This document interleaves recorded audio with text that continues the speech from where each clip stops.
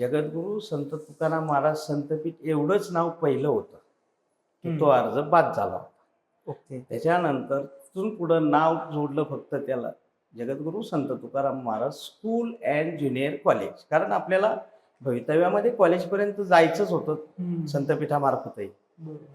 आणि तो अर्ज तिथे गेल्यानंतर विभागीय आयुक्तांनी क्षणाचाही विलंब न लावता ही जागा फुकट आपल्याला दिली. महापालिकेला ही जागा फुकट दिली आणि हे सगळं मिळवण्याचं काम हे एकमेव महेश दादांनी केलं. त्यासाठी त्यांनी अनेक ठिकाणी प्रयत्न केले, सल्ले घेतले, कारण हे काही एकदाच आणि एका शब्दामध्ये काम होत नसतं. बरोबर. तर त्याचं मात्र संपूर्ण श्रेय हे महेश दादा लांडगेंनाच जातं. बरोबर. कारण हम्म. त्याचा एक साक्षीदार आहे की दादांनी कशा पद्धतीने कामं केली. संतपीठ हा आमच्या सगळ्यांच्या दृष्टीने एक नवीन शैक्षणिक प्रयोग आहे. मी प्रयोग हा शब्द जाणीवपूर्वक अशाकरता वापरतोय की आम्ही सगळेच त्यातनं शिकतोय, अशा अर्थाने की आपला हा जो प्रकल्प आहे त्याची ही आता जे आपण ज्या वास्तूमध्ये आपण बसलोय, ही शाळा जी आहे हा अगदी सुरुवातीचा टप्पा आहे. आपलं जे दीर्घकालीन जी दृष्टी आपण डोळ्यासमोर ठेवली आहे, हे संतपीठ हे येत्या काळामध्ये एक स्वायत्त विद्यापीठ, म्हणजे ज्याला आपण डीम्ड युनिव्हर्सिटी म्हणतो, त्या स्वरूपात हे विकसित आपल्याला करायचं आहे. सुरुवात आपला जो गाभा आहे ज्ञानोबा तुकोबांचं मूल्यसंचित, तिथून आपण सुरुवात करणार आहोत. हळूहळू भागवत धर्म, महाराष्ट्रामधले बाकीचे सगळे भक्ती संप्रदाय जे आहेत ते, त्याच्यानंतर भारतामधल्या वेगवेगळ्या राज्यांच्या मध्ये जे सगळे वेगवेगळे संत आहेत त्यांचा परिचय, त्यांच्या साहित्याचा परिचय, हळूहळू बाकीचे धर्म, त्या धर्मांचा तौलनिक अभ्यास. म्हणजे इथून उद्या जो पदवीधर बाहेर पडेल त्याने एखाद्या कंपनीचा सीईओ किंवा चीफ फायनान्स ऑफिसर म्हणून तो जितक्या सक्षमतेने काम करेल तितकाच तो प्रसंगी कीर्तन प्रवचन करून आमची शाश्वत मूल्य ही आधुनिक भाषेत समाजाला सांगेल. हा नागरिक आपल्याला तयार करायचा आहे. त्यामुळे हा अत्यंत महत्वाकांक्षी प्रयोग आहे. इतर शाळांमध्ये अभंग कितपत घेतात, किंवा मला वाटतं हा आपला पहिलाच प्रयोग आहे, अख्ख्या भारतामधला पहिला प्रयोग आहे.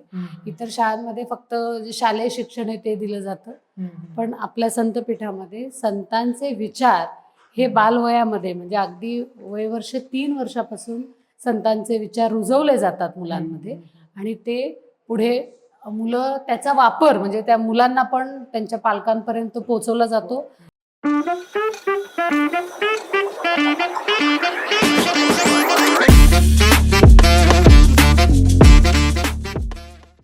रामकृष्ण हरीवरतूनच तुम्हाला कळालं असेल की आजचा पॉडकास्ट हा आपला अध्यात्म रिलेटेड असेल.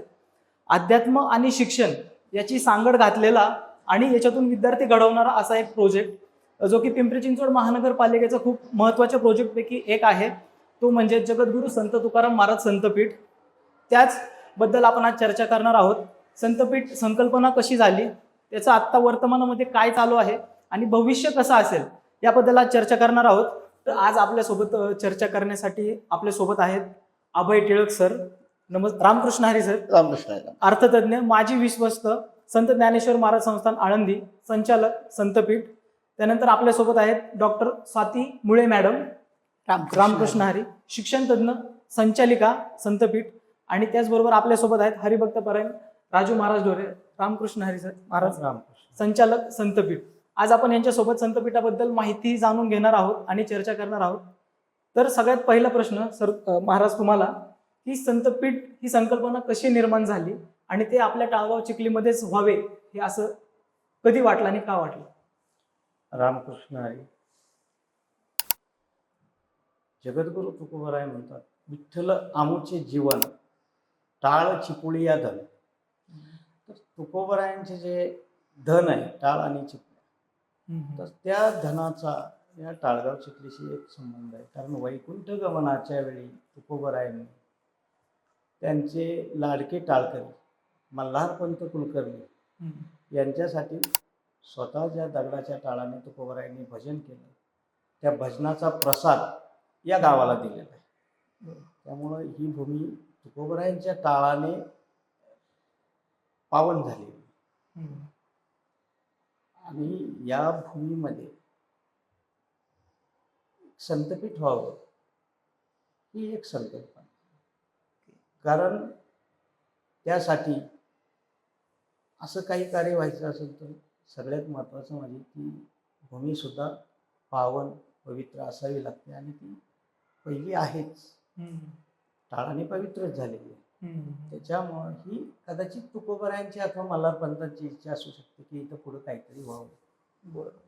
आणि त्या दृष्टिकोनातनं इथं संतपीठ उभा राहावं अशी इच्छा निर्माण झाली. सन 2014 साली ही संकल्पना मनामध्ये आली.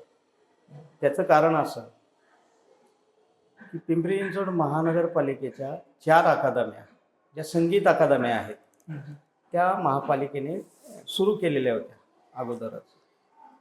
आणि तिथे तबला वादन, गायन असे उपक्रम राबवले जातात आणि शास्त्रीय शिक्षण तिथे दिलं जातं. त्या अकादम्या पाहिल्यानंतर किंवा मी पाहून आल्यानंतर एक संकल्पना मनामध्ये आली की आपला जो हा परिसर आहे, हा परिसर आळंदी, देहू आणि चिंचवड ही 3 जी प्रमुख देवस्थानं आहेत महाराष्ट्रातली त्याच्यामध्ये गुंफला गेलेला आहे. वारकरी संप्रदायाचा पाया रचणारे संत ज्ञानेश्वर महाराज, कळस असणारे वारकरी संप्रदायाचा जगद्गुरू संत तुकाराम महाराज आणि चिंचवड गावचे गाणपात्य मोरया गोसावी यांच्या पदस्पर्शाने पावन झालेला परिसर असल्यामुळे इथं वारकरी संप्रदायाचा वसा आणि वारसा आहे.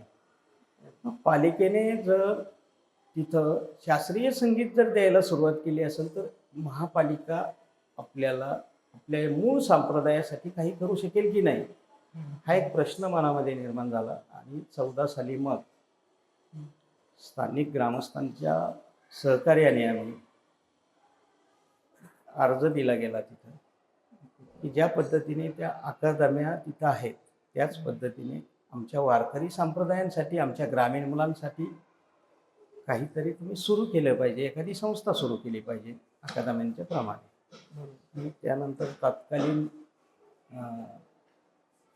जे अतिरिक्त आयुक्त आहेत तानाजी शिंदे त्यांच्याकडे हा अर्ज गेला. त्यानंतर त्यांच्याशी संभाषण झाल्यानंतर ते म्हटले की महाराज आपण संतपीठासारखी एक संकल्पना राबवली तर बरं होईल.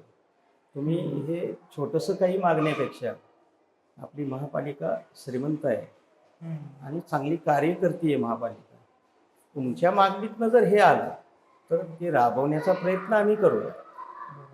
आणि मग तिथं त्या पद्धतीने मागणी करण्यात आली आणि त्याची एक वाटचाल चालू झाली अर्जानुसार की बाबा नंतर त्यांनी तो जीबीमध्ये विषय घेतला की अशी अशी मागणी आहे संतपीठाची.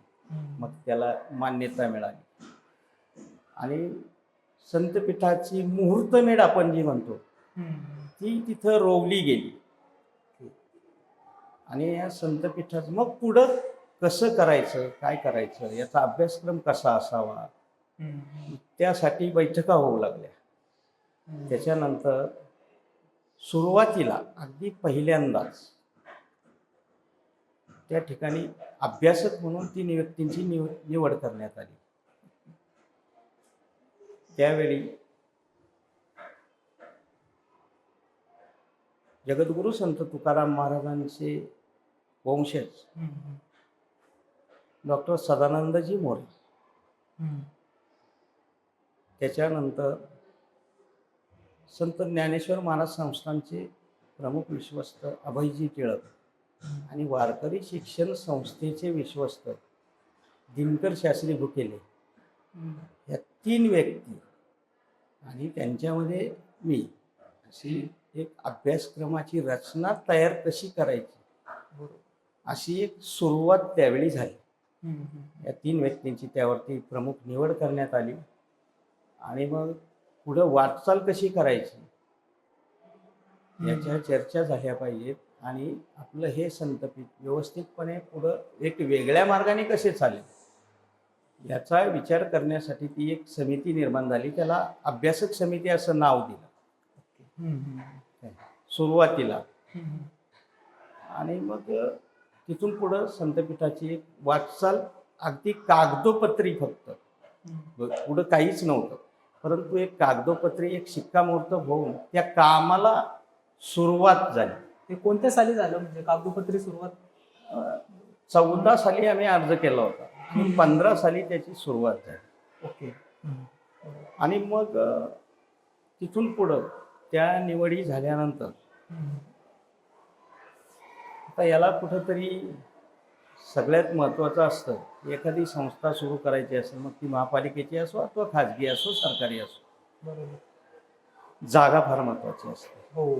तुम्हाला तिथं जागा हवी, तिथे इमारत हवी. ताळगाव चिखली येथे 96 एकराचं गायरान आणि त्या गायरानामध्ये संतपीठाची इमारत व्हावी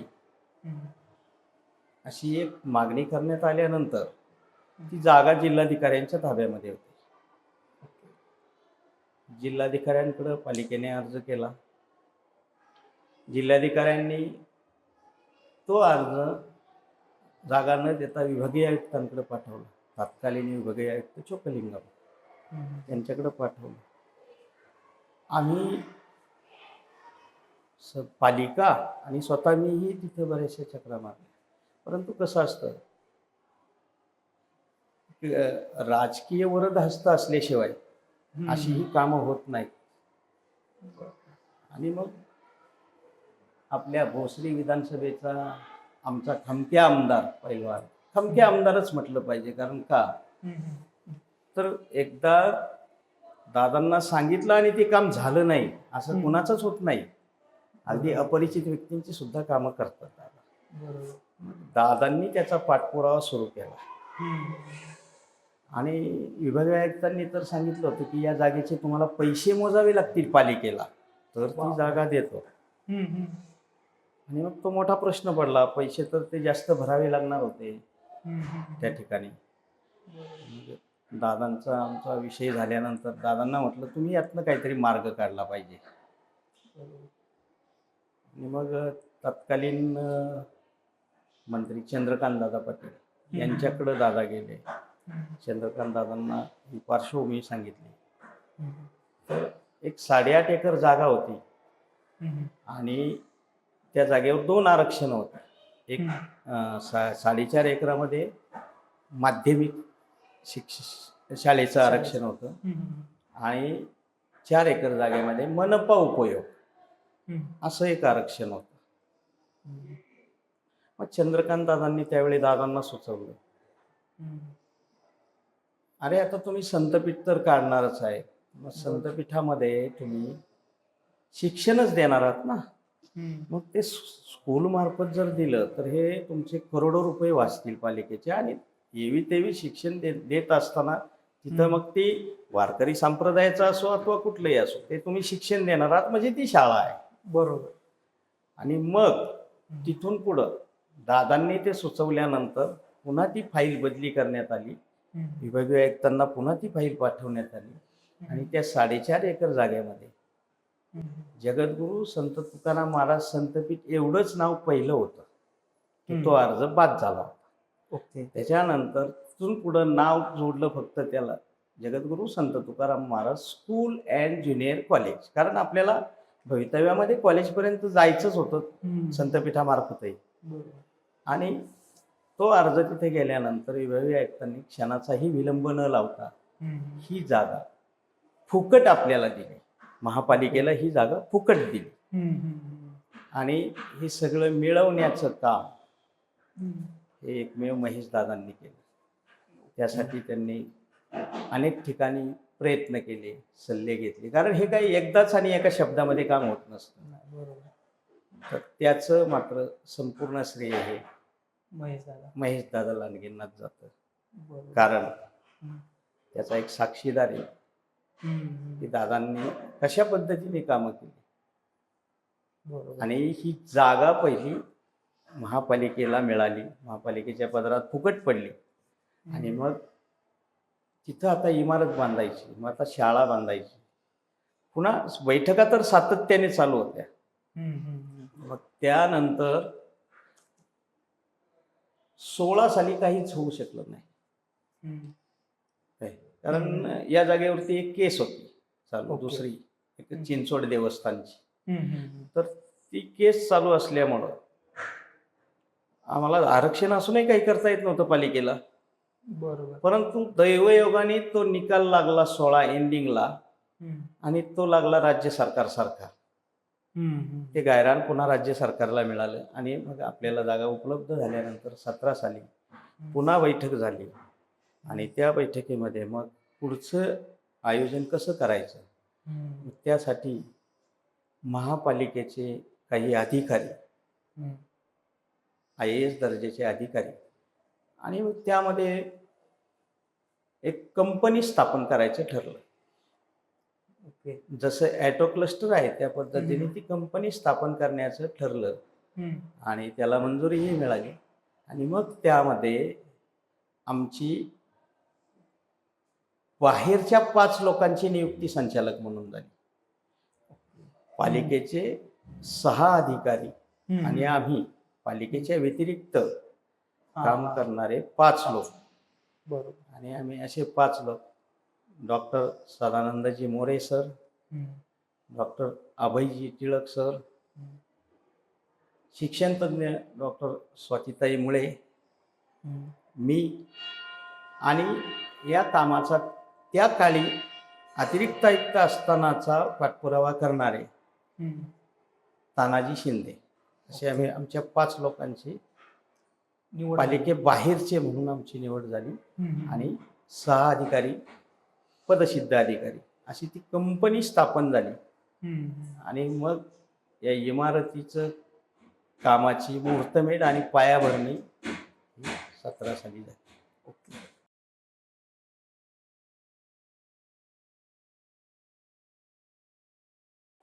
नमस्कार, रामकृष्ण हरी.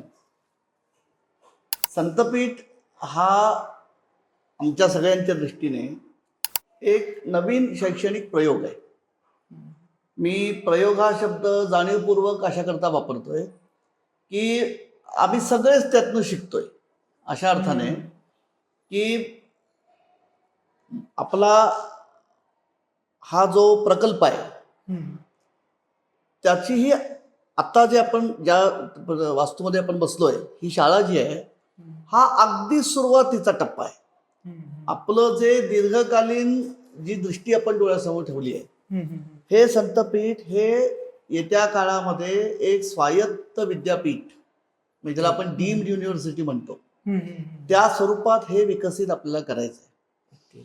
आणि शाळा, त्याच्यानंतर म्हणजे आधी प्राथमिक, माध्यमिक, उच्च माध्यमिक, ज्युनियर कॉलेज, त्याच्यानंतर पदव्युत्तर, पुढे संशोधन, आणि ज्याला आपण पोस्ट डॉक्टरल म्हणतो, म्हणजे PhD झाल्यानंतर सुद्धा ज्या अभ्यासकांना, पुन्हा ते देशातले नाही, आपली कल्पना अशी आहे की एकूण आपला जो भारतीय संत विचार आहे आणि त्या भारतीय संत विचारामधला जो महाराष्ट्राच्या संदर्भामध्ये मराठी संस्कृतीचा जो कणा आहे, भागवत संप्रदाय किंवा वारकरी संप्रदाय आमचा, या सगळ्या संतांनी जी मानवी समाजाची धारणा करणारी चिरंतन मूल्य ज्या साहित्यातनं निर्माण केलेली आहेत, त्या साहित्याचं संशोधन हे ज्याला आपण आंतरविद्याशाखीय म्हणजे इंटरडिसिप्लिनरी पद्धतीने व्हावं. आणि देशात आणि विदेशात संत विचाराचं अतिशय डोळसपणे प्रगल्भ संशोधन करणारं एक आंतरराष्ट्रीय ज्ञानकेंद्र, नॉलेज सेंटर, ही आपली दीर्घकालीनची भूमिका आहे. म्हणजे हा खूप मोठा पल्ला आहे. सुरुवात आपण का केली शाळेची, त्याच्यात 2 कारणं आहेत. जसं एक म्हटलं की याच्यात काही तांत्रिक बाबी ज्या आहेत त्याची पूर्तता हा एक भाग होता, पण दुसरा भाग असा आहे की मुख्यतः संतांचा इथे आपण विचार शिकवायचा म्हणजे काय करायचं आहे, तर संतांची मूल्य आपल्याला शिकवायची. त्यामुळे मूळ आमचा हा जो भागवत धर्माचा गाभा आहे की आमचा आराध्य दैवत श्री विठ्ठल आहे, जो समपदी उभा आहे, म्हणजे समता हे आमच्या संप्रदायाचं आदिमूल्य आहे. त्यामुळे पहिल्यांदी म्हणजे समतेच्या जोडीने प्रेम, जिव्हाळा, कोणत्याही प्रकारचा भेदभाव जीवनामध्ये नसणं, बंधुता, परोपकार, दया, करुणा, म्हणजे माणसाचं व्यक्तिगत जीवन आणि पर्यायाने समाजाचं जीवन प्रगल्भ, समृद्ध, संतुलित, मुख्यतः सात्विक बनावं. ह्याच्यासाठी जी सगळी मूल्य सगळ्या संत परंपरेतनं येतात त्याची जोड शालेय अभ्यासक्रमाला द्यायची. ओके. कारण ही मूल्य 50 नंतर शिकून उपयोग नाही. किंवा ज्याला आपण म्हणजे हा थोडा शब्द थोडा आपण वापरतो, मी क्षमा करा, की ज्याला आपण म्हणतो बनचुके, की एकदा माणूस म्हणजे मुलगा 15-16 वर्ष झाला की त्याची मतं बनलेली असतात. पण लहान अगदी मुलं जी कोळी आहेत, संवेदनक्षम आहेत, शिकण्याच्या वयात आहेत, तिथूनच ह्या मूल्यांचं जर आपण ओळख ह्या बालवयात मुलांना करून दिली तर ती ह्या परंपरेमध्ये वाढतील. आणि आधुनिक शिक्षण म्हणून आपला जो अभ्यासक्रम आहे शाळेचा, त्याच्याबद्दल आदरणीय स्वातीताई मुळे डॉक्टर बोलतीलच, पण आपला अभ्यासक्रम हा आपण CBSEचा घेतलाय. म्हणजे इंग्रजी ही जी आजची ज्ञानभाषा आहे त्या भाषेतनं जो आधुनिक जगाचा परिचय आपल्याला होतोय आणि विशेषतः 90 नंतर जे जागतिकीकरण सुरू झालंय त्याच्यामुळे पाश्चात्य किंवा बाहेरच्या संस्कृतीचा जास्ती संपर्क आपल्याशी येतोय. त्या संस्कृतीशी जुळवून घेणारी सक्षम, सुशिक्षित, चांगली पिढी निर्माण होत असताना आपल्या संस्कृतीचा जो गाभा आहे, जो पाया आहे, त्याच्या तो हलता कामा नाहीये. म्हणजे परंपरा आणि नवता, आधुनिकता आणि आमची प्राचीन मूल्य जी आहेत ह्याचं संतुलित मिश्रण किंवा मेळ व्यक्तीच्या जीवनामध्ये घडावा आणि एक सुशिक्षित, जबाबदार, समाजहितैषी, सात्विक, प्रगल्भ, ज्याला जगाचं भान आहे असा एक उत्तम नागरिक उद्याच्या जगामध्ये नांदायला निर्माण व्हावा, हे आपलं अत्यंत दीर्घकालीन उद्दिष्ट आहे. आणि ह्याच्यात सगळ्यात मोठा भाग जो आहे तो संतांच्या विचारांच्या संस्कारांचा आहे. आणि आपलं हे संतपीठ चिखली गावात जे आहे इथे, ज्याचं नावच टाळगाव, की तुकोबारायांच्या आपली जी श्रद्धा आहे सगळ्यांची आणि जिचा पुरावा मंदिरामध्ये आपण जतन केलाय, की महाराज जेव्हा वैकुंठाला त्यांनी गमन केलं त्यावेळी त्यांचे जे टाळ होते ते इथे आपल्याला प्रसाद म्हणून आहेत. म्हणजे महाराजांचं जे ज्याला आपण म्हणतो कर्तृत्व भूमी म्हणतो ती देऊ, आणि पलीकडे ज्ञानदेवांचं आळंदी, याचा सेतू म्हणजे चिखली आहे. त्यामुळे ह्या भागवत धर्माचा जो हा मूल्यसंचिताचा गाभा आहे याचा मग संपर्क बाकीच्या राज्यांशी कसा आहे, म्हणून आपला जो अभ्यासक्रम आहे ना, आपण केव्हा तर त्याच्यावरती वाटलं तर नंतर एकदा पुन्हा आपण चर्चा करूया. जवळपास आपण प्रत्येक टप्प्याचा अतिशय बारकाईने अभ्यासक्रम तयार केलेला आहे. म्हणजे प्राथमिक, माध्यमिक आणि त्याच्यामध्ये मूल्य संस्कारांचा जो घटक आहे अभ्यासक्रमातला, त्याच्यामध्ये आपण हा भाग घालतोय. म्हणजे इथे फक्त हे वारकरी सांप्रदायिक शिक्षण देणारा हा संस्था नाहीये. वारकरी संतांची मूल्य आधुनिक शिक्षणाच्या माध्यमातून त्याच्या जोडीने मुलांच्या मनावर त्यांचं सिंचन व्हावं असा हा प्रकल्प आहे.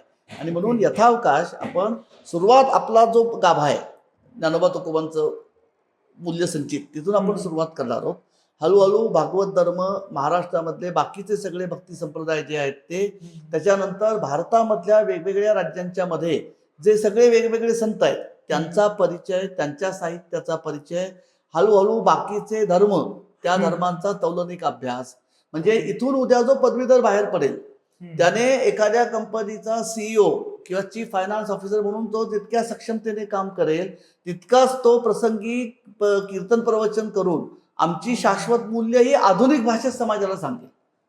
हा नागरिक आपल्याला तयार करायचा आहे. त्यामुळे हा अत्यंत महत्वाकांक्षी प्रयोग आहे, म्हणून मी त्याला प्रयोग म्हणतोय, कारण आता सुरुवात आहे.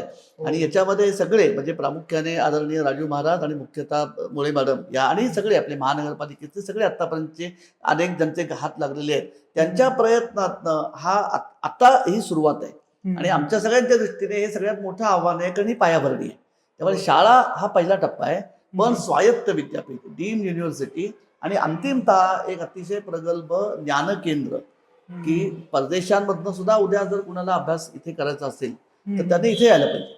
त्यामुळे आता शाळेच्या बरोबर आपले जे बाकी सुविधा ज्या आहेत त्याच्यामध्ये खूप आपण अभ्यासक्रम म्हणजे ग्रंथालय, अत्यंत सुसज्ज रेकॉर्डिंग, परफॉर्मिंग आर्ट्स, संगीत, कीर्तन, प्रवचन, त्याच्यानंतर परिसंवाद, असा हे अत्यंत मोठा आपला प्रकल्प आहे. शाळा ही आता सुरुवात आहे.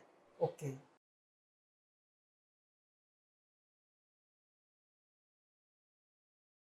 तर रामकृष्ण हरी.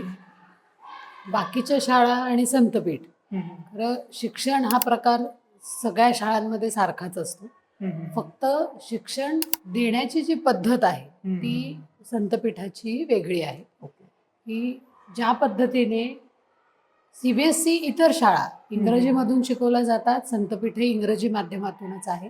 आत्ताच टिळक सरांनी सांगितलं की इंग्रजी भाषा ही ग्लोबल लँग्वेज म्हणून ओळखली जाते आणि ती काळाची गरज आहे म्हणून CBSEचा अभ्यासक्रम इथं अवलंबला गेला. आणि त्याचं मुख्यतः अजून एक असं कारण होतं की CBSEच्या शाळा ज्या आहेत त्या जगभर आहेत. म्हणजे महाराष्ट्राबाहेर तर आहेतच, म्हणजे पूर्ण भारतभर आहेत. त्याचबरोबरीने जगामध्ये CBSEच्या शाळा आहेत ज्या की स्टेट बोर्डच्या फक्त महाराष्ट्रापुरत्या असल्यामुळे आपण CBSEचा अभ्यासक्रम घेतला. कारण जे संतपीठामध्ये संत साहित्य शिकवलं जात आहे ते जगभर त्याचा प्रचार आणि प्रसार करण्याचा एक मेन उद्देश हा CBSE घेण्यामागचा होता. तर इतर शाळांमध्ये CBSE अभ्यासक्रम शिकवला जातो तो त्यांच्या पुरता विषयां रिलेटेड मर्यादित राहतो. परंतु संतपीठामध्ये जो काही अभ्यासक्रम आहे, आता त्याचं एक आपण उदाहरण घेऊयात की संतपीठामध्ये CBSE अभ्यासक्रम आहे. जसं NEP मध्ये सब्जेक्ट इंटिग्रेशन हा पार्ट कंपल्सरी केलेला आहे NEP 2020 मध्ये, की कुठलाही विषय आहे तो इतर विषयाला सुद्धा इंटिग्रेट करायचा. त्याच पद्धतीने संतपीठामध्ये एखादा विषय शिकवायचा आहे, जसं आपण स्वच्छता विषय शिकवणार आहोत, तो सायन्समध्ये पार्ट येतो, आरोग्य विषयामध्ये पार्ट येतो. तर त्याच्यामध्ये ते शिकवत असताना तर त्याला रिलेटेड जो अभंग आहे तो तिथे शिकवला जातो. झाड लोट करी जणी हा जो अभंग आहे त्याच्यामध्ये स्वच्छतेचं महत्त्व सांगितलं गेलेलं आहे. आणि त्या स्वच्छतेच्या महत्त्वामधून मुलांना अभंगही शिकवला जातो, स्वच्छतेचं महत्त्व पण सांगितलं जातं आणि तिथे विषय पण मुलांना चांगल्या पद्धतीने कळतो. इतर शाळांमध्ये अभंग कितपत घेतात किंवा मला वाटतं हा आपला पहिलाच प्रयोग आहे, अख्ख्या भारतामधला पहिला प्रयोग आहे. इतर शाळांमध्ये फक्त जे शालेय शिक्षण आहे ते दिलं जातं, पण आपल्या संतपीठामध्ये संतांचे विचार हे बालवयामध्ये म्हणजे अगदी वयवर्ष 3 वर्षापासून संतांचे विचार रुजवले जातात मुलांमध्ये आणि ते पुढे मुलं त्याचा वापर म्हणजे त्या मुलांना पण त्यांच्या पालकांपर्यंत पोहोचवला जातो. पालक पण येऊन सांगतात की नाही मुलांनी हे घरी येऊन सांगितलं अशा पद्धतीने झालं. मला एक खूप चांगलं त्याचं उदाहरण द्यावंसं वाटतं की एक पालकांनी पालक मीटिंगमध्ये सांगितलं होतं की आम्ही एका बसमध्ये प्रवास करत होतो आणि त्या मुलाच्या आईने सांगितलं की तू सांग मी 12 वर्षापेक्षा लहान आहे, मोठा नाहीये, म्हणजे हाफ तिकीट पडेल. तर तो मुलगा म्हटला नाही मी का सांगू, तर अर्ध तिकीट काढायचं नाही, पूर्ण तिकीट काढायचं, माझं वय वर्ष 13 आहे. म्हणजे कारण मी संतपीठात शिकतो, मी खोटं बोलणार नाही. म्हणजे हे एक समोरचं उदाहरण आहे की मुलं आत्तापासूनच शिकत आहेत की मी संतपीठात आहे, मी खोटं बोलणार नाही.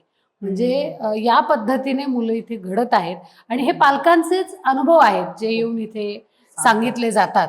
म्हणजे फक्त सायन्स विषयाशी मी एखादा अभंग सांगितला, पण असे बरेच अभंग आहेत की जे आम्ही अभ्यासक्रमामध्ये टाकलेत आणि तो इंटिग्रेट करून शिक्षक शिकवले जातात.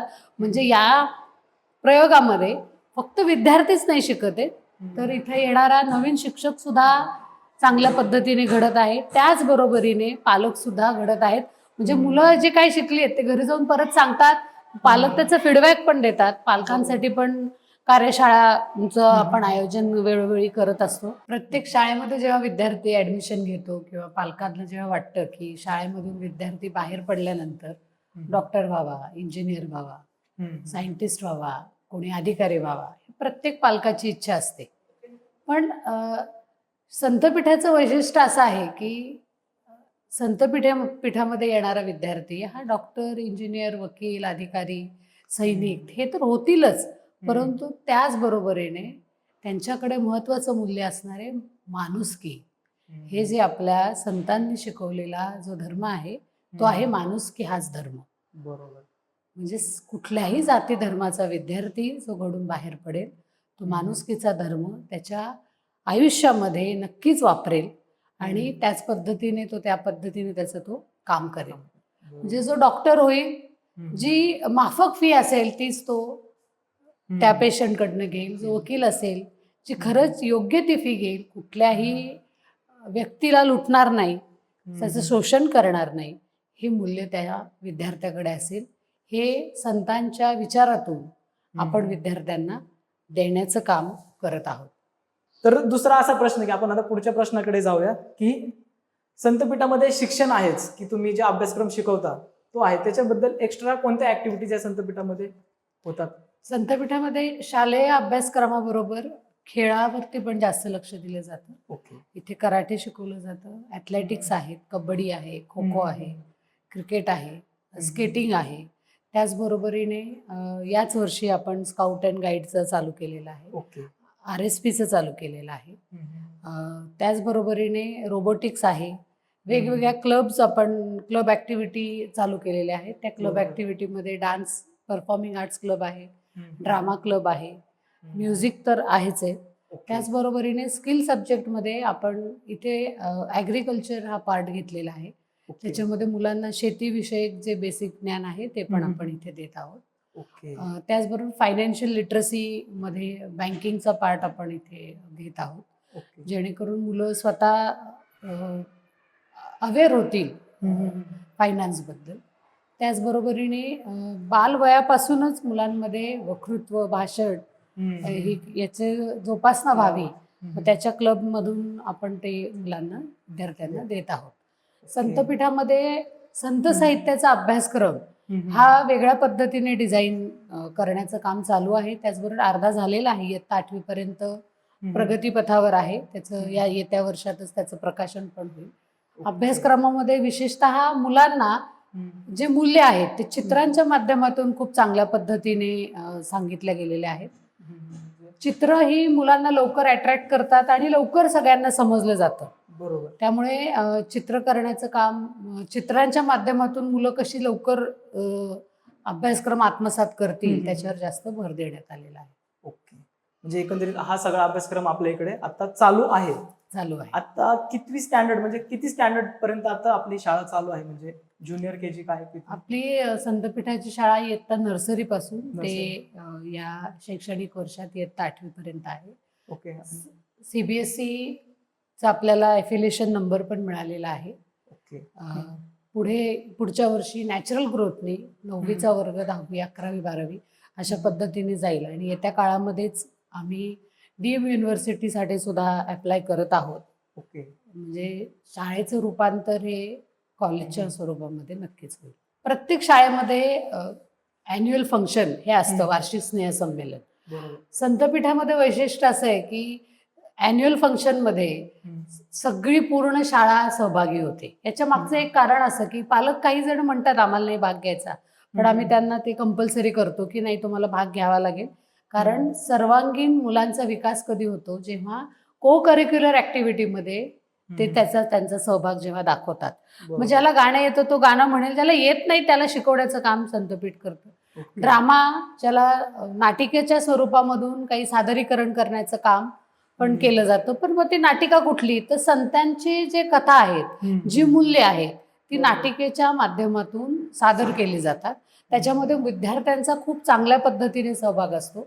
सहभाग घेत असताना तो सहभाग आपला मराठी भाषेबरोबर हिंदी आणि इंग्रजीमध्ये पण नाटिका सादर केली जाते. म्हणजे मला असं वाटतं की संतपीठाच्या विद्यार्थ्यांनी कीर्तन, म्हणजे आमचे आदरणीय राजू महाराज ढोरे यांनी कीर्तन सादर केलं होतं. त्या कीर्तनामध्ये वेगळ्या पद्धतीचं कीर्तन सादर केलं होतं.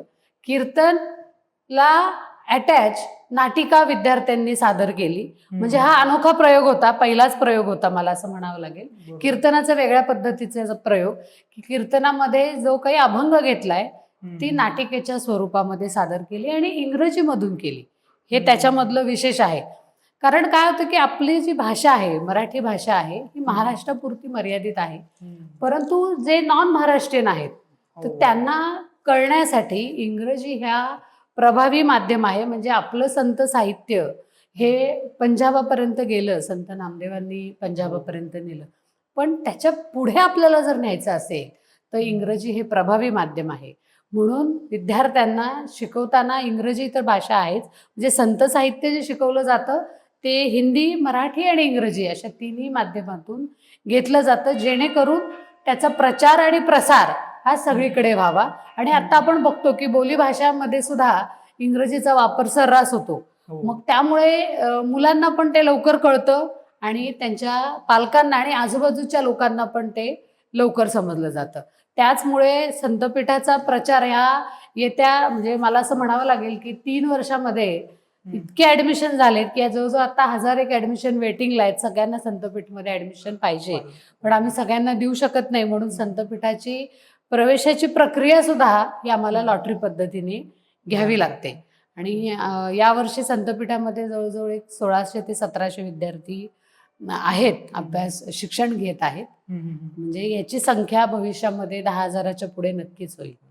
एका क्लासमध्ये असं काही लिमिटेड सीट्स आहेत आपल्याकडे? एका वर्गामध्ये सीबीएसईच्या नियमानुसार 40 विद्यार्थीच असतात, त्याच्यापेक्षा हम्म. जास्त विद्यार्थी आपल्याला घेता येत नाही. आणि आपली जागा बघता प्रत्येक वर्गाचे 4-4 सेक्शन असे आहेत. म्हणजे नर्सरीला 4 वर्ग, ज्युनियरचे 4, असे पुढे प्रत्येक वर्गाचे 4-4 वर्ग आपल्याकडे आहेत. म्हणजे सगळे लिमिटेड सीट्समध्ये ऍडमिशन्स आपल्याकडे होतात. आता हे झालं. आता आपण संतपीठाचं 2014 पासून ते आता 2025 आलेलं आहे, तर जवळजवळ मला वाटतं 11 वर्षांचा कालावधी आहे. याच्यामध्ये कोणी कोणी आणि कोणाकोणाचं काय काय योगदान आहे, काय सांगाल मला? 2014 पासून महापालिकेचे तत्कालीन आयुक्त, अतिरिक्त आयुक्त, शिक्षण अधिकारी,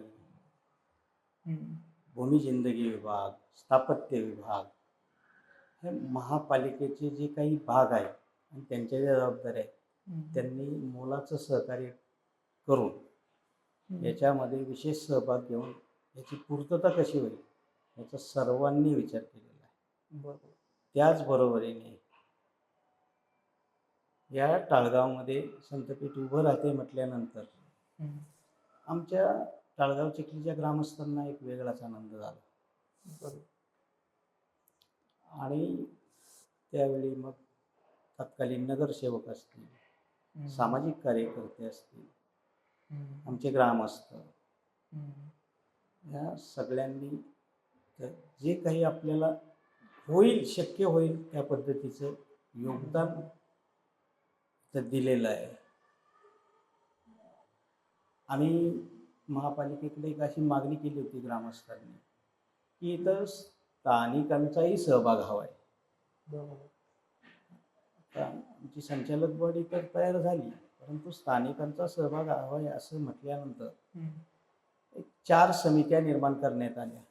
संचालक बॉडीच्या नंतर वेगवेगळ्या कामासाठी 4 समित्या निर्माण केल्या. त्याच्यामध्ये महत्त्वाची म्हणजे सल्लागार समिती, अभ्यासक समिती, सांस्कृतिक समिती आणि फक्त स्थानिकांसाठी म्हणून एक चिंतन समिती. त्याच्यामध्ये संप्रदायामध्ये काम करणारे 11 सदस्य हे चिंतन समितीमध्ये घेतले गेले आणि ते फक्त टाळगावचे घेतले गेले. त्यांचंही योगदान या ठिकाणी असतं, वेळोवेळी सहकार्य असतं. ग्रामस्थांचे सहकार्य असल्यामुळंच हे पुढे चालू आहे आणि आणखीनही सहकार्य राहील. अगदी छोट्या शिपायापासून महापालिकेतल्या सगळ्यांनी संतपीठ एक वेगळ्या दृष्टीने पाहिलं आणि त्याचं काम, त्याची पूर्तता करण्याचा प्रयत्न त्यांनी शिपाईपासून तर आयुक्तांपर्यंत असा सर्वांनी तो त्या पद्धतीने केलेला आहे. आणि सगळ्यांचं सहकार्य आजपर्यंत आम्हाला लाभलेलं आहे. सर्वच जणांचं, ग्रामस्थांपासून अधिकाऱ्यांपर्यंत सर्वांचं योगदान संतपीठासाठी आहे. हो आहे.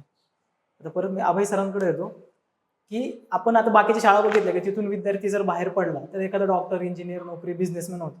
इथलाही विद्यार्थी होईलच, पण त्याला अध्यात्म किंवा संतांचे विचार आहेत त्याच्यासोबत. तर इथून बाहेर निघालेला विद्यार्थी कसा असेल, काय सांगा? आपली अपेक्षा अशी आहे की त्याला, मी एक तुम्हाला ज्ञानदेवांची ओवी सांगतो. ती ओवी फार गमतीशीर आहे, म्हणजे ओवीचा संदर्भ वेगळा आहे, पण आपली जी भूमिका आहे ना की इथून बाहेर पडणारा आमचा विद्यार्थी कसा असला पाहिजे. तर आज आपण बहुसांस्कृतिक जगामध्ये जगतोय. म्हणजे सगळ्या जगात ज्याला आपण मल्टीकल्चरलिझम म्हणतो, कारण इतकं जग आता एकत्र आलंय की इथून पुढे कदाचित कारखान्यात काम करताना एक माझा सहकारी कोरियन असेल, दुसरा चिनी असेल, तिसरा अमेरिकी असेल. म्हणजे वेगवेगळ्या संस्कृतींच्या संगमाच्या काळात इथून पुढे आपण जाणार आहोत. बरोबर. तर ज्ञानदेवांची गोवी आहे.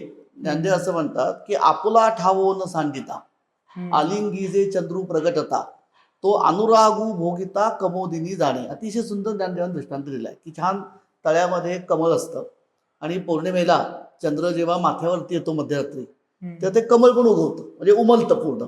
तर ज्ञानदेव असं म्हणतात की हा म्हणजे कमळ आपली जागा सोडत नाही, ते काही तळ्यात उठून वर जात नाही, पण चंद्राचं स्वागत ते कमळ आपल्या परीने आपली जागा न सोडता त्याच्या पाकळ्या उमलून 10 हातांनी करतं. आपल्याला तसा विद्यार्थी अभिप्राय की आमचं जे भारतीयपण आहे, आमचं जे मराठीपण आहे, संतांनी आमच्यावर जे संस्कार घडवलेत त्या संस्कारांचा पाया भक्कम करून आम्हाला आमची संस्कृती न सोडता जगातल्या सगळ्या संस्कृतींचं स्वागत करता आलं पाहिजे. म्हणजे आम्हाला बाकीच्या बाहेरच्या पाश्चात्य संस्कृतीचा आम्हाला तिटकारा पण नको, आम्ही तिच्याबरोबर वाहत पण जाणार नाही.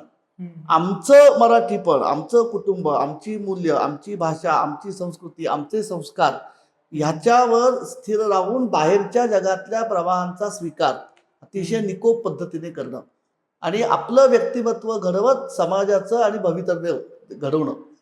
याच्यामुळे माझी व्यक्तिशः म्हणजे आता हे जे दीर्घकालीन चित्र आहे हे यथावकाश तयार होईल, पण इथून बाहेर पडणारी पुढच्या समजा 20 वर्षातली जी मुलं असतील त्यांच्याकडनं माझी फार अपेक्षा आहे की निदान जसं आता आदरणीय मॅडमनी सांगितलं की किती छोटं उदाहरण आहे पण अत्यंत आश्वासक आहे की तो मुलगा म्हणतो नाही मला म्हणजे इथे तो संतांचा दिसतो ना आपला संस्कार, बरोबर, की मी नाही खोटं बोलणार.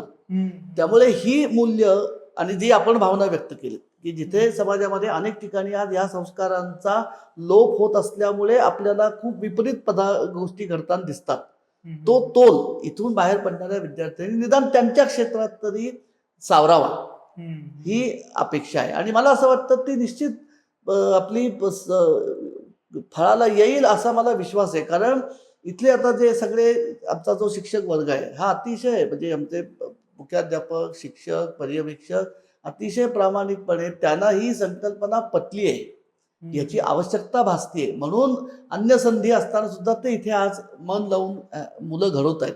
त्यामुळे हे जी भूमिका आहे इथे सगळ्यांचं, जसं आता राजू महाराजांनी सांगितलं की मूळ कल्पना, नंतर सगळ्या व्यवस्थेचे त्याला लाभलेले सहकार्य, शासन संस्थेचा सहभाग, राजकीय व्यवस्थेमधले जे धोरण आहेत या भागातले ते शिक्षक, पालक यांना ह्या प्रयोगाचं महत्त्व कळल्यामुळे त्या सगळ्यांच्या प्रयत्नातनं एक अतिशय सजग असा आधुनिक परंतु परंपरेचं मूल्य जाणणारा असा तरुण इथनं तयार होईल असा मला तरी निश्चित विश्वास आहे.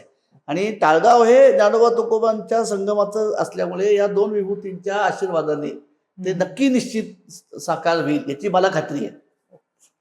नक्कीच नक्कीच तुम्हाला जसा तरुण पाहिजे तो संतपीठातून नक्कीच तयार होईल. ठीक आहे, आता आपण माझा असा प्रश्न आहे की सपोज मी आता ह्या शाळेचा विद्यार्थी नाहीये, मी किंवा माझ्यासारखे अनेक बाकीचे समाज घटक आहेत की त्यांना संत विचार साहित्याचा अभ्यास करायचा आहे, तर याच्यासाठी आपल्या संतपीठामार्फत काही उपक्रम वगैरे घेतले जातात का? हो, भवितव्यामध्ये तर म्हणजे फारच मोठे उपक्रम घेतले जाणार आहेत. टिळक सरांनी त्याबद्दल तुम्हाला सांगितलेलंच आहे. अगदी पोस्ट ग्रॅज्युएट पर्यंत हे सगळं काही होणार आहे. परंतु तो झाला भवितव्याचा प्रश्न. मग आता काय? आता तर मुलं इथं शिकतायत, परंतु काही मुलांना इथे ऍडमिशनही मिळालं नाही. बरोबर, त्यांना थोडंसं संत वाङ्मय शिकायचंय अथवा त्यांना वादन शिकायचंय, गायन शिकायचंय, किंवा आता तुमच्यासारख्या तरुणांना तुमच्या शैक्षणिक कालावधीमध्ये तुमच्या त्या वयामध्ये काही कारणास्तव जर शिकता आलेलं नसेल, इच्छा भरपूर होती परंतु त्या काळामध्ये तुम्हाला ते जमलं नाही, परंतु आता तुम्ही एखादा व्यवसाय करताय अथवा नोकरी करताय आणि तुम्हाला थोडाफार वेळ मिळतोय आणि आता तुमची इच्छा निर्माण झाली, तर त्यासाठी एक संतपीठाचाच एक भाग म्हणून या ठिकाणी आपण एक मुक्त शिक्षण सुरू केलेलं आहे. मला वाटतं त्या मुक्त शिक्षणामध्ये प्राथमिक संवादिनी वादन म्हणजे हार्मोनियम वादन, गायन, आपल्याला ग्रामीण भागामध्ये भजनासाठी जी काही उपकरणं लागतात. पखावच फार महत्वाचा असतो कीर्तनासाठी अथवा भजनासाठी. तर त्या पखा वाजायचं प्रशिक्षण, त्याचबरोबर आता तबलाही वाजवला जातो, त्या तबल्याचं प्रशिक्षण, गायन. आता हे झालं संगीत शिकणाऱ्यांसाठी. हो. परंतु अजूनही काही लोकांना वाटतं की नाही, मला काहीतरी 2 शब्द बोलता आले पाहिजे, मला प्रवचन थोडंफार करता आलं पाहिजे, किंवा मला कीर्तनही करता आलं पाहिजे. तर त्या अनुषंगाने आपण या ठिकाणी असे काही वर्ग घेतोय. तिथं वयाचं बंधन नाही. 70च्या आतमधले लोक जर असतील, वयवर्ष 12 ते 70, तर त्या कालखंडामध्ये त्या वयामधले जे लोक असतील त्यांना आपण अगदी प्राथमिक कसं बोलायचं, प्रवचन कसं करायचं, एखाद्या ओळीवरचं निरूपण कसं करायचं, अथवा अभंग घेतला तो कसा सांगायचा, त्यामध्ये समाजाला तुम्ही काय प्रबोधन करू शकाल, या पद्धतीचं शिक्षण या ठिकाणी सुरू आहे. त्याचप्रमाणे कीर्तन तुम्हाला करायचं, मग कीर्तनाचे वर्ग घेतले जातात. त्याच्या संतपीठामार्फत एक वेगळ्या पद्धतीच्या अगदी 6 माही 4 माही असे आपण परीक्षा घेतल्या जातात. आणि याच ठिकाणी या स्कूलमध्ये पखावज शिकणारा विद्यार्थी त्या ठिकाणी पखावज वाजवतो. गायन करणाऱ्या विद्यार्थी आणि विद्यार्थिनी त्यांचं वय किती असेल याला महत्व नाही, ते टाळकरी म्हणून उभे राहतात. आणि कीर्तन शिकणाराच एखादा विद्यार्थी अथवा विद्यार्थिनी तर त्या प्रकारचं कीर्तन तिथं करतात. आत्ता आम्ही सुरुवात केलेली गेल्या महिन्याभरापासून, आणि असे प्रयोग केले आहे आणि ते एकदम व्यवस्थित झाले. सुरुवातीला आम्ही एक अर्धा तास तरी त्या वक्त्याला ते बोलता आलं पाहिजे अशा पद्धतीने. आता ते व्हिडिओ पण आमच्याकडे मी तुम्हाला पाठवू शकतो की इथं अगदी जवळजवळ 60 वर्षे वयाच्या ज्या महिला आहेत आणि त्यांची फार इच्छा होती कीर्तन करण्याची, त्या 60व्या वर्षी त्या कीर्तनाला उभ्या राहिल्या आणि त्यांनी कमीत कमी 20 मिनिटं अगदी चांगल्या पद्धतीने कीर्तन केलं. ही उमेद जर त्यांची 60व्या वर्षी असेल आणि त्या जर हे करत असतील तर एक समाजासाठी वेगळ्या पद्धतीचं योगदान देण्यासाठी सुद्धा संतपीठ समर्थ आहे.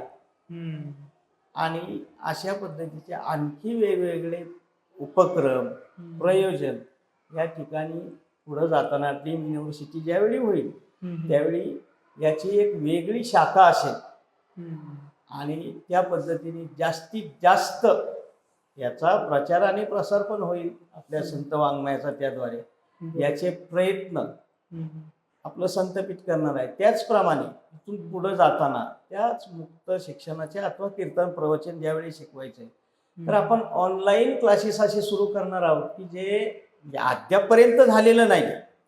परंतु असे ऑनलाईन क्लासेस सुरू करून परदेशामधल्या नागरिक जे आहेत त्यांना सुद्धा त्या आता जागतिक भाषा इंग्रजी आहे, मग त्या इंग्रजीमधून सुद्धा त्यांनी आपल्या संतांच्या वाङ्मयाचं प्रबोधन केलं पाहिजे याची सुद्धा व्यवस्था करण्याचा प्रयत्न आता संतपीठ करतंय. त्याची एक मुहूर्तमेढ रोवली जाणार आहे आपली. आणि असे ऑनलाईन क्लास घेऊन परराज्यामध्ये परदेशामध्ये सुद्धा आपले विद्यार्थी त्या मुक्त शिक्षणाद्वारे जाऊन आपल्या संत वाङ्मयाचा संत मूल्यांचा प्रचार प्रसार करतील. हे शैक्षणिक भाग सोडून हे एक आपलं पुढचं पाऊल पडणार आहे. त्यासाठी आम्ही या ठिकाणी आता प्राथमिक दृष्टिकोनातनं हे काही सगळं काही सुरू केलेलं आहे. त्याचाही पल्ला फार दूर जायचा आहे, परंतु आपण लवकरात लवकर जे जे काही होईल त्या पद्धतीने आपण ते शिकवतोय. आणि आता या इमारतीमध्ये आधुनिक पद्धतीने ते क्लासेस सुरू होत आहेत. त्या पद्धतीने तसे वर्ग खोल्या तयार केलेल्या आहेत आपल्या विद्यार्थ्यांना शिकण्यासाठी. आणि नुसतं हेच नाही तर एक आपल्या महाराष्ट्रामध्ये एक अशी एक टीम तयार झालेली की जे आधुनिक वाद्य आहेत बाहेर त्या वाद्यांवरती अगदी हरिपाठाचे अभंग घेत आहेत, तुकोबरायांचे अभंग घेत आहेत. आणि ते का घेत आहेत ते त्याच्यावर का घेतात तर परदेशामध्ये ती वाद्य वाजवली जातात. बरोबर. मग त्या माध्यमातून परदेशातल्या लोकांना सुद्धा हे कळावं म्हणून आम्ही त्यांच्याशी सुद्धा संपर्क करण्याचा प्रयत्न करतोय आणि आधुनिक वाद्यांच्या दृष्टिकोनातनं परदेशामध्ये आपले अभंग कसे पोचतील याचा भवितव्यामध्ये आपण विचार करत आहोत. एक असा प्रश्न आहे की जो मी आता ऑब्झर्व केला, मी बाहेर होतो तेव्हा, की लहान लहान मुलं पण जाताना आता कसं आपण बाहेर शाळेत म्हटलं की गुड मॉर्निंग किंवा हॅलो म्हणतो, पण इथले लहान लहान विद्यार्थी पण रामकृष्ण हरी म्हणतात.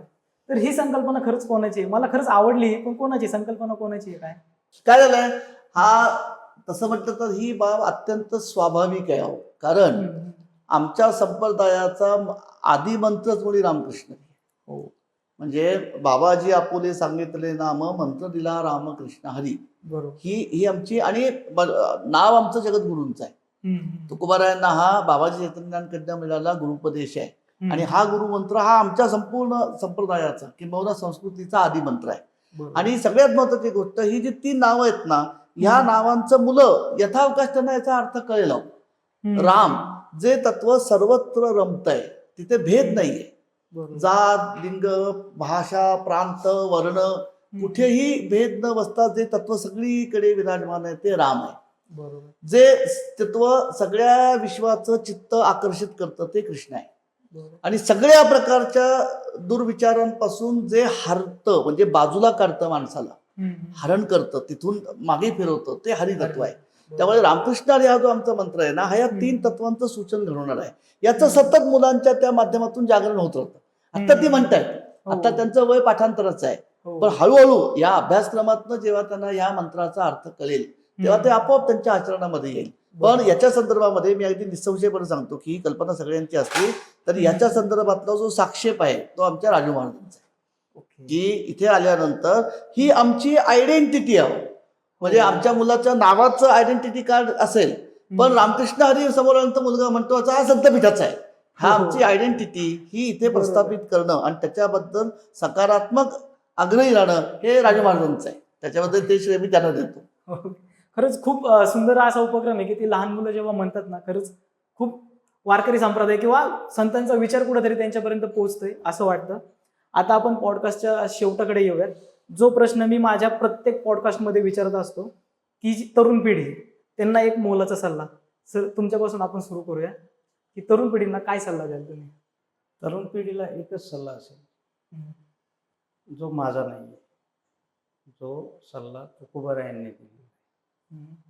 ओले मुळ भेदी खडकाचे अंग, अभ्यासाशी संग कार्यसिद्धी. झाडाचं मूळ असतं, आपण पाहतो ते खडकामध्ये उगवतं, तिथे काही पाणी वगैरे काय नसतं, पण त्याचा शोध घेतं आणि त्या पद्धतीने त्या खडकावरती सुद्धा ते त्याचा वटवृक्ष पण होतो. हे आपण अनेक ठिकाणी पाहिले. त्याचंच उदाहरण तुकोबारायांनी दिले. त्यामुळं तुम्ही जर प्रयत्न करत राहिलात तर तुम्हाला ते फळ मिळेल. काय त्यासाठी तुम्हाला काय करावं लागणार आहे तर तो अभ्यास करावा लागणार आहे कुठल्याही गोष्टींचा. हे तुकोबारायांनी सांगितलेलं आहे. तर तरुणांनी इतरत्र न जाता संतांनी जी काही आपल्याला मूल्ये दिलेली आहेत त्या मार्गाने जर गेला तर तुम्हाला कुठेही अपयश येणार नाही. बरोबर. आणि त्याचं कारण आहे संत विचार. तरुणांनी आत्ताच्या युगात आपण राहतोय, परंतु मला आता कुठल्या धर्माचं सांगायचं नाही काय. तुकोबारायांनी असं काही आपल्याला हे केलेलं नाही, परंतु इतर धर्मीय ज्या पद्धतीने आपल्या धर्माचं पालन करतात त्या पद्धतीने आपल्या तरुणांनी सुद्धा आपल्या वारकरी संतांनी जे घालून दिलेले काही नियम आहेत त्याचं जर पालन केलं तर आपला तरुण जगावरती कुठल्याही क्षेत्रामध्ये संपूर्ण जगात तो प्रगल्भ असलेला दिसत. तरुणांनी फक्त संत विचारांचं पालन करावं एवढी एक माझ्याकडनं तरुणांना अपेक्षा व्यक्त करतो. ठीक आहे मॅडम, तुम्ही काय सांगाल तरुणांसाठी? आजची तरुणाई जी आपण बघतो की आता आपण पण ब्रॉडकास्ट करत आहात, हे आपलं चॅनल आहे, पण आजची तरुणाई सोशल मीडियाच्या खूप आहारी जाताना दिसत आहे. बरोबर. म्हणजे त्यांचा मला वाटतं जास्तीत जास्त वेळ हा सोशल मीडियावर जातो. तर सगळ्या तरुणाईंना मला हेच सांगायचं आहे की सोशल मीडियाचा वापर करा, पण तो गरजेपुरता करा. आणि त्यांचा जो वेळ आहे तो नवीन नवीन गोष्टी शिकण्यामध्ये घालवावा, ज्याचं स्वतःचं भलं असणार आहे, ज्याच्यामुळे राष्ट्राचं भलं होणार आहे आणि सगळ्या मानव जातीचं भलं होणार आहे.